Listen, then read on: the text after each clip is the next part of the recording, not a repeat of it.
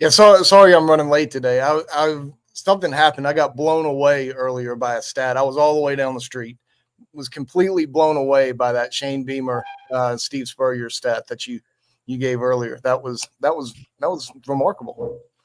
Yeah, all I did was look it up, John. I I didn't actually create it. I didn't coach any of the games. It is interesting, you though, almost isn't caused it? an accident. That stat was so powerful. You almost had Whittle in a neck brace. That's how powerful that Yeah. stat was. It's pretty interesting, though. It's you No, think that was about it. good. I wouldn't have thought about that. That was No, good. I know. I didn't think about the fact that they led the league in average margin of victory last year either. Arkansas was next, but they only won 2 games. So I was going to say, what does it really mean? it means more if you actually win games. Right. But when Carolina won 5 games, so I think they deserve some credit for that thing. John, let's get to some of the news from last week, and then we'll get to the game. Okay, let's start with Nike. What was your first impression once you got the details of the new deal with the check mark? And now that you've had some time to dig into it, what do you think about this means for the future of the Gamecocks? First of all, love it. Love the deal with or the decision to go with Nike for sure. The deal, the terms were, kind of about what I expected. This is very on par with Kentucky. Kentucky's got the incredible men's basketball program. South Carolina, the incredible women's basketball program. South Carolina's obviously got a little bit more momentum on the football side than Kentucky does, but Nike's contracts are pretty standard across the board, and that's one of the reasons why South Carolina went with Under Armour. At the time, a little bit more cash, a little bit of a differentiation from some of the others. You knew that you were going to be a primary partner with Under Armour and not just a spoke in the wheel with Nike, but there also comes a point, especially if the financials are pretty similar, that you go with the brand. And I think right now is just the right time for Nike. And I think South Carolina was incredible for Under Armour, and I think Under Armour was incredible for the Gamecocks for the 16 years that they were partners. So when you dive into the financials, I mean, it's a good deal. I mean, South Carolina certainly didn't get shorted. They didn't get much of a. There aren't really many differentiating, factors in this that are different than other schools. I mean, South Carolina's really another spoke in the wheel. The women's basketball team, has a couple of extra things in there that are nice, but other than that, it's pretty standard. So, but that's what it is. You get the brand, you get Nike. I mean, I love it. I love it. Yeah, I think that there were a couple of things that were lost in the shuffle. Number one, a lot of it was being misreported because everybody looked at the $5 million in cash, which, by the way, can also, the way that I understand it, be used towards NIL for the Gamecocks if they need it to. Pretty obvious there, but they can use that cash in that way or in that manner. The 15% royalties, that's a big deal. The more that you buy, the more money that South Carolina makes over the 10-year contract. And then they say redesign. I'm not, I don't know that this is going to come from another planet, but the Gamecock basketball court will be redesigned, and Nike's designers will be on this with the University of South Carolina. In addition to the fact that Asia Wilson, anytime she's marketed by Nike nationally, that Gamecock logo has a chance to be there and a lot of that stuff too. So I think those are some things that maybe got a little bit lost in the shuffle. John, people were looking at hard numbers. They forgot the commission part. And then obviously you pointed out Gamecock women's basketball, probably the second biggest brand in this athletics department that was sexy to Nike. And they've got that, and they put a nice foot forward there too. Yeah. And I would like to know what South Carolina's royalties were with Under Armour, because there was stuff there. I mean, they got a royalty off of those sales as well. I don't think Under Armour was necessarily, especially towards the end, the most popular, brand to buy for South Carolina fans. I think they were looking in other places to get their gear. So we'll see, how much is ultimately different in terms of cash. Cash is king right now, but you've been able to mitigate some of that with deals like the Blanchard Machinery deal.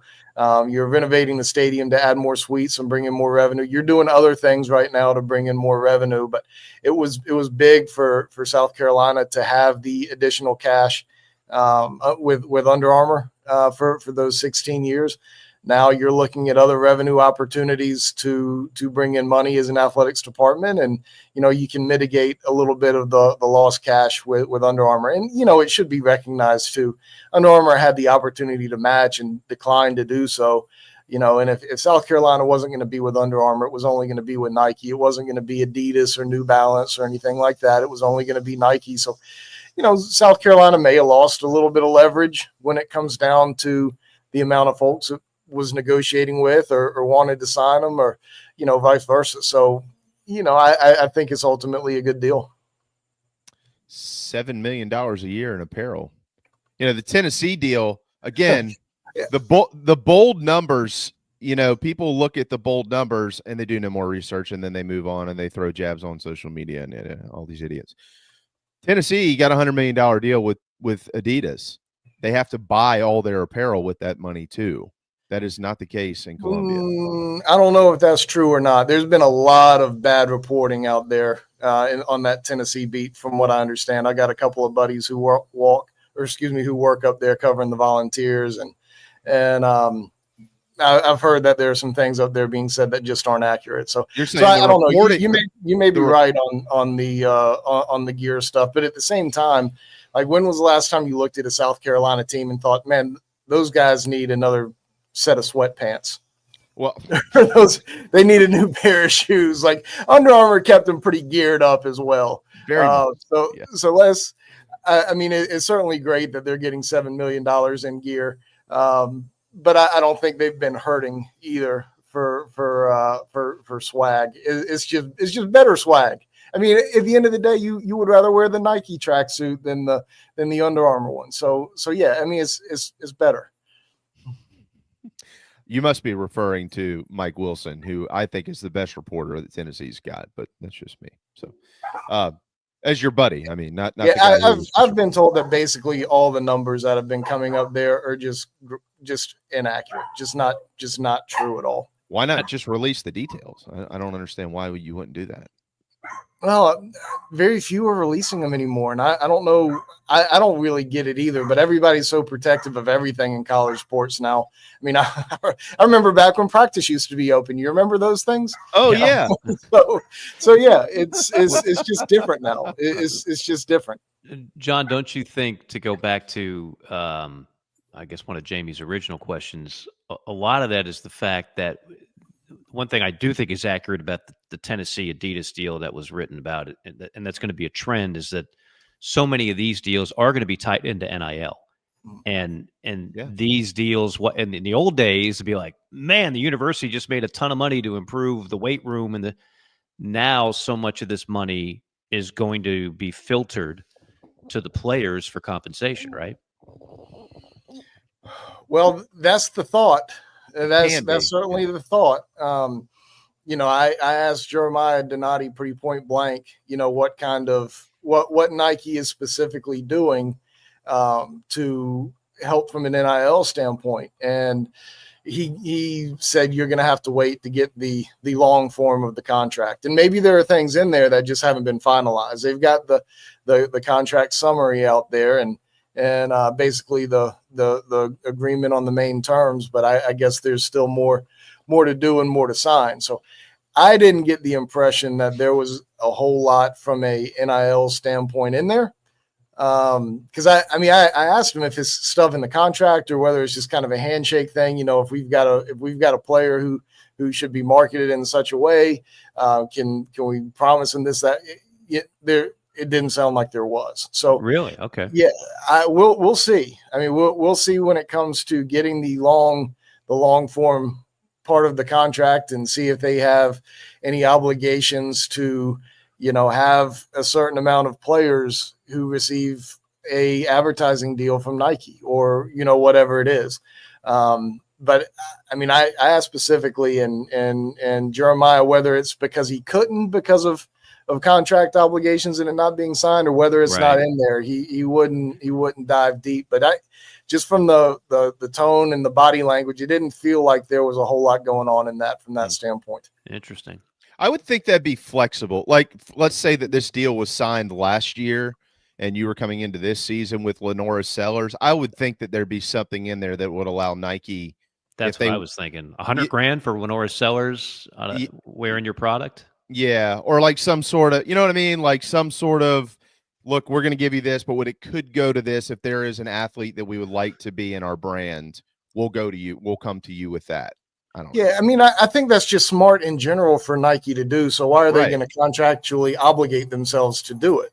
Right. Like if you have Lenora Sellers and you have that direct access to them, you would think that Nike would just go there and do that. If I'm Nike, I don't feel like I need to put that in there.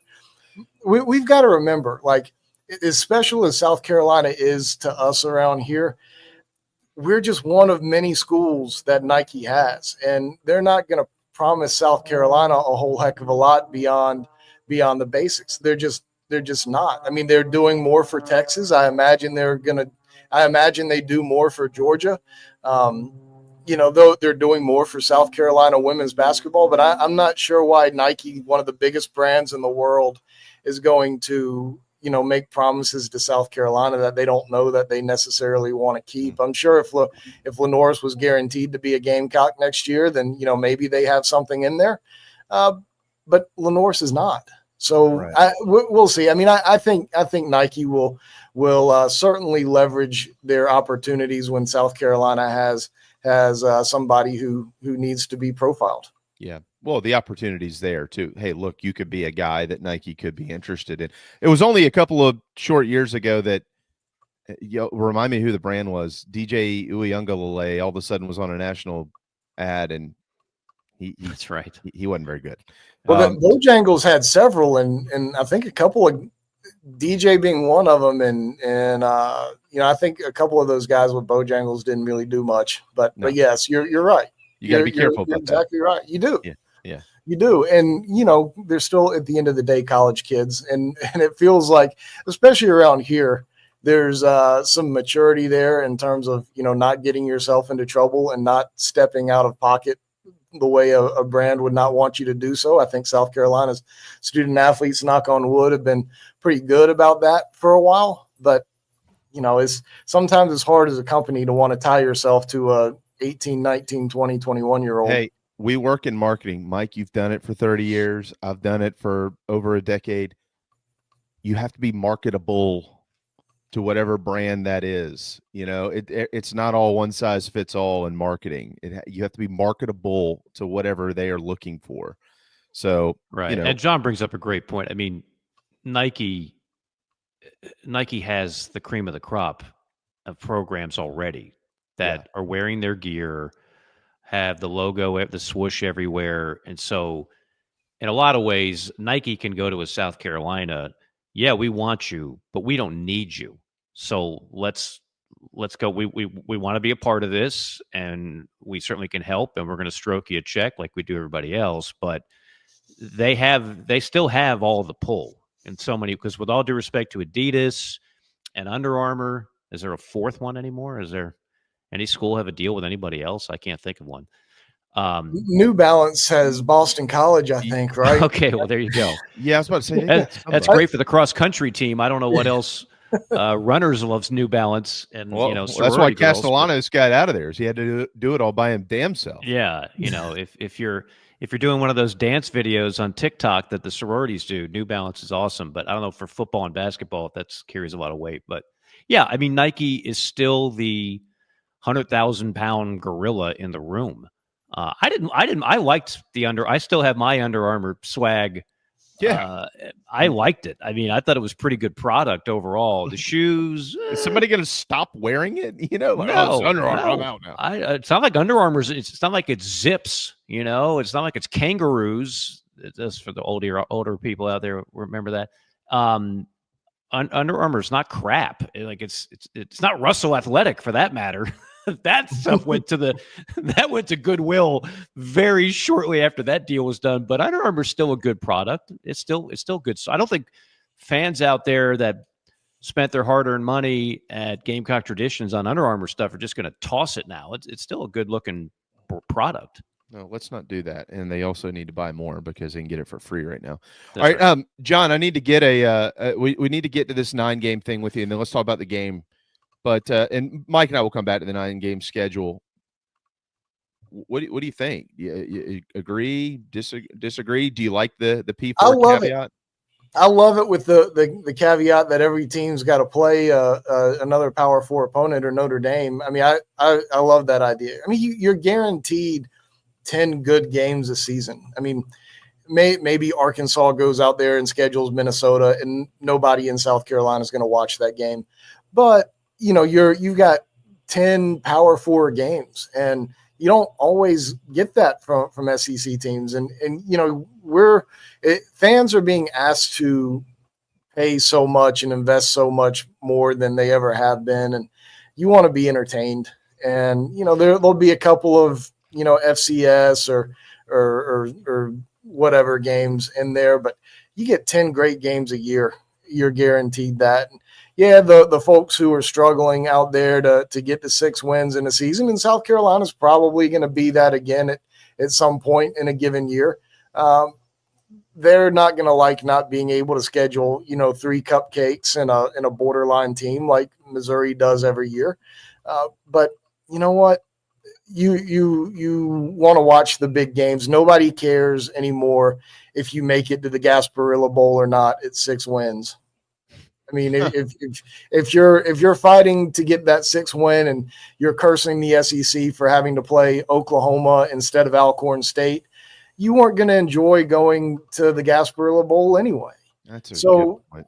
I love it. Give me 10 great games a year. South Carolina's got one built in with Clemson.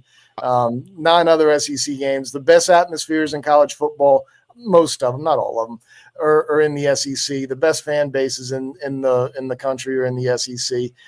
You get that opportunity to play that every year. Give me 9. What, and Mike and I will Mike, you and I will get, I want plenty into this here coming up at the beginning of hour 2, but I want to get John's thoughts on it as well. What do you think I've put my thoughts out there about the future of the non-con series that the Gamecocks currently have scheduled, all against the ACC. What do you think this means in the future for those? Well, I'm trying to find out some of that information today. I don't feel like you can get rid of that Miami series at this point. Jordan Kay, who has done a good job with his reporting in general, but certainly in getting the contract information for you, getting all that stuff. I think he reported the other day that you got to pay $3 million to Miami if you're going to break that contract. I mean, I don't think that should be done. And that's next year and the following year that happens. So, maybe it happens. I'd love to see the series played, to be honest with you. It wouldn't surprise me a bit if you try to get out of I think in North Carolina and maybe NC State are out there waiting in the wings. Wouldn't surprise me a bit if you try to get out of those. But, these next couple years with Miami, I think you probably hold on to that. But I don't think you're going to see that kind of schedule from South Carolina anymore. You're going to have Clemson. You're going to have the 9 SEC games, and you're going to have, a couple of lesser opponents. That's what you think. Okay. Do you think that those lesser opponents, like who wins here in general with the SEC going to this model? How does it affect the G5 in your opinion? And how does it affect the FCS? Who wins and who loses? Well, I'm not smart enough to figure those kind of things out. Okay. And at the end of the day, what difference does that make to South Carolina? Well, I'll give you an example, because they have a home and home with App State. Why would you why play that game? Why play right. I don't think you do. I don't think you do. That App State series I think that may have been agreed to under Eric Hyman. If it wasn't under Eric Hyman, it was very early in the Ray Tanner era, and that contract keeps getting amended and pushed back. South Carolina's been supposed to have gone to a Boone like at least twice, maybe 3 times by now. Yeah. So it wouldn't surprise me if at the end of the day, South Carolina just buys its way out of that. But, I don't think those series like that are going to happen too often. But you got other conferences out there who need to play some good games, and they can schedule them. Okay, all right. Let's turn our attention to Mercedes-Benz Stadium, where John will roll in about 20 minutes before kickoff on Sundays. He told me yesterday. That's not true at all. I've got to do a radio broadcast 3 hours that starts 3 hours before kick. So because I'm not going up there to tailgate with everybody, some of us have to work on those days. Fair point, John. Thankfully it's you, not me. How many years will you have had by kickoff? Oh yeah, I could be on my fourth bourbon by then. I didn't think about that. Yeah. John, what going into this game? What do you need to see out of South Carolina? What is at the top of your list as they open the season? Hey, this team should be in a pretty good spot this season if blank. At least decent defensive line play. For me, that's what it is. I mean, you've lost some defensive ends. Your tackles are, they've gotten a lot of praise, and during camp, whether it's from Travian Robertson, whether it's from Clayton White, Shane Beamer, whoever. I'm not as concerned about the interior of the defensive line maybe as I once was, but at the same time, you just got to see him go out there and play and prove it. And for me, I lump all four of them together. You feel like what you got in Dylan Stewart, but you also had three really good defensive linemen, playing alongside him at any given time with Cal Kennard and whoever the tackles were at the moment. So, Dylan Stewart's an incredible talent, and I think he's going to have an incredible year. But, he's got question marks around him, so teams can look at him a little bit differently maybe this year than what they did last. And, I think Cal Kennard maybe benefited from Dylan Stewart a little bit more than the opposite last year, right? But I think that South Carolina, if they have a productive day along the defensive line, that's big for me. I don't think Virginia Tech's offensive line is incredible, but I don't think they're going to be dog doo-doo either.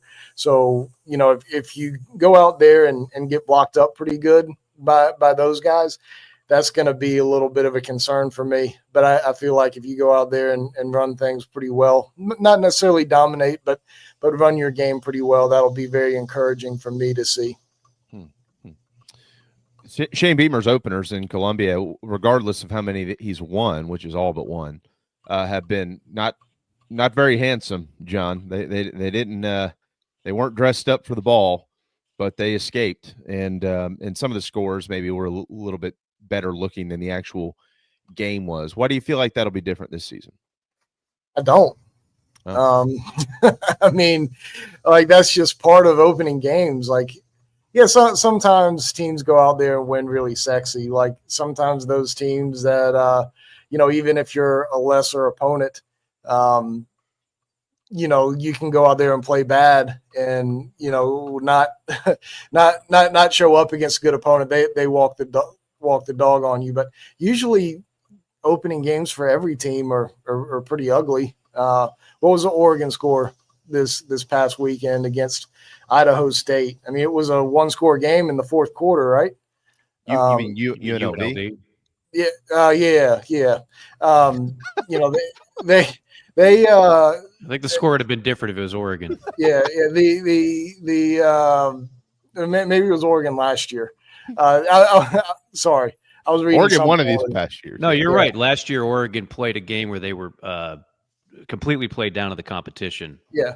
So it's one of those things that it's usually ugly. It just is, and you're playing away from home. You're playing against a Power 4 opponent. Maybe South Carolina will be out there flying on all cylinders, but they got a lot to replace too, and it sometimes takes a game for you to get your sea legs underneath you.